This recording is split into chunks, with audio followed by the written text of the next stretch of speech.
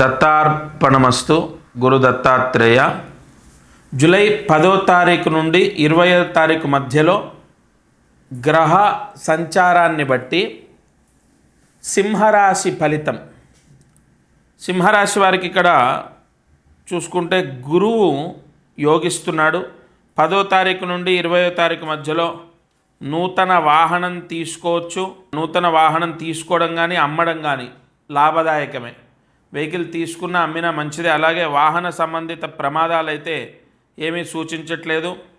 అలాగే ఈ సింహరాశి వారికి ధనయోగం ఎలా ఉంది ఈ 10వ తారీఖు నుండి 20వ తారీఖు మధ్యలో గ్రహ సంచారాన్ని బట్టి ధనయోగం అన్న చూసుకుంటే ఓకే. ఎందుకంటే బుధుడు రవి రెండు గ్రహాలు ఇక్కడ రాశ్యాధిపతి లాభాధిపతి కలయిక, అంటే తప్పకుండా మీకు డబ్బు వస్తుంది. రావాల్సిన డబ్బు, గతంలో రావాల్సిన డబ్బు ఏదైనా ఉన్నా వస్తుంది, లేదా లోన్లు పెట్టుకుంటే లోన్లు వస్తాయి, లేదా అధికమైన ధనయోగము ఇక్కడ తెలుస్తోంది. అలాగే కుజుడు కూడా ఇక్కడ మనం చూసుకుంటే చతుర్థ రాశ్యాధిపతి, అలాగే చతుర్థ రాశ్యాధిపతి భాగ్య రాశ్యాధిపతి అయిన కుజుడు కూడా అనుకూలంగానే ఉన్నాడు, దిగ్బలాన్ని పొంది ఉన్నాడు.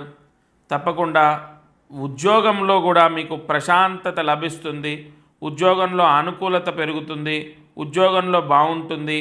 వ్యాపారం చేసే వాళ్లకు సింహరాశి వారికి నాట్ బ్యాడ్, పర్వాలేదు. నష్టాలైతే ఇక్కడ క్లియర్గా లేవు. 10వ తారీఖు నుండి 20వ తారీఖు వరకు వ్యాపారంలో బాగుంటుంది, ఆదాయం బాగుంటుంది. అలాగే ఆరోగ్యం ఎలా ఉంటుందండి అంటే అష్టమ శని దోషం ఉంది కాబట్టి కొంత హెల్త్ డ్యామేజెస్ ఇక్కడ తెలుస్తున్నాయి.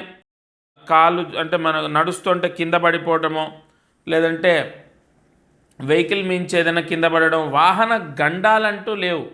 వెహికల్ మీద జారికి మనం ఇప్పుడు వెహికల్ మీద వెళ్తుంటాం, అక్కడ ఇసుక ఏదో ఉంటే జారి పడుతాం టర్నింగ్లో, అలా కింద పడడమో, ఇలా కొంత కింద పడి దెబ్బలు తాకించుకునే అవకాశం ఉంది కాబట్టి తగిన జాగ్రత్తలు తీసుకోవాలి. అలాగే ఇంట్లో ఎలా ఉంటుంది మరి అంటే ఈ 10వ తారీఖు నుండి 20వ తారీఖు మధ్యలో ఈ గొడవలు చికాకులు సూచిస్తున్నాయి. ముఖ్యంగా సింహరాశి వారికి భార్యతో కానీ భర్తతో కానీ పిల్లలతో కానీ కొంత మనశ్శాంతి కోల్పోయే అవకాశము క్లియర్గా తెలుస్తోంది. ఈ దోషం కూడా క్లియర్గా ఉంది. అలాగే చదువుకునేటటువంటి వాళ్లకు సింహరాశి వారికి ఎలా ఉంటుందంటే నాట్ బ్యాడ్, మధ్యమం. పెద్దగా ఇబ్బందులు అయితే లేవు, కానీ అలాగని బ్రహ్మాండంగా ఉంటుందని కూడా కాదు, మధ్యమం. ఇక ఈ దోషాలన్నీ పోయి సింహరాశి వారికి 10వ తారీఖు నుండి 20వ తారీఖు మధ్యలో బాగుండాలి అంటే ఎలా? ముందు మనం ఫలిత భాగాన్ని చూద్దాం. ఈ విదేశాల్లో ఉన్న వాళ్లకు సింహరాశి వారికి ఆనుకూలత ఎలా ఉంటుందంటే రాహుగ్రహం నుంచి సింహరాశి 7వ స్థానం అయింది. అలాగే రాహుగ్రహం నుండి శని ద్వితీయంలో ఉండడం, రాహుగ్రహం నుండి గురువు షష్టమంలో ఉండడం, పంచమంలో బుధుడు రవి ఉండడం. ఇక్కడ అంటే రాశ్యాధిపతి రాహుకి చూసుకుంటే తప్పకుండా పంచమ భాగ్యాల్లో ఉన్నారు కాబట్టి సింహరాశి వారు విదేశాల్లో ఉన్న వాళ్ళు ప్రశాంతంగానే ఉంటారు. అవకాశాలు రావడం, మీరు అనుకున్న జాబ్ కానీ లేదా వీసా సంబంధితంగా ఏదైనా పని కానీ ఈ వారం పూర్తయ్యే అవకాశం ఉంది.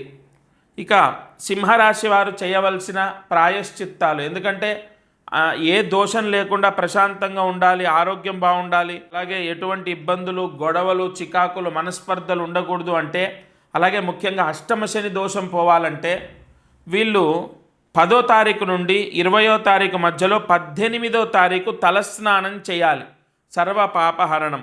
అలాగే సింహరాశి వారు 10వ తారీఖు నుండి 20వ తారీఖు మధ్యలో శ్రీ మహావిష్ణువు అంటే వెంకటేశ్వర స్వామి అష్టోత్తరం చదవాలి లేదా వినాలి.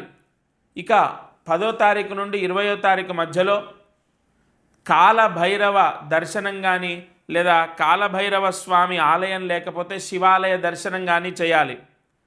ఈ నియమాలు పాటించడం, తలస్నానం ఒకటి, దేవాలయ దర్శనం ఒకటి, అష్టోత్తరం చదువుకోవడం, ఈ నియమాలు పాటిస్తే, ఈ ప్రాయశ్చిత్తం అనేది ఆచరిస్తే సింహరాశి వారికి గ్రహదోషము తొలగిపోతుంది.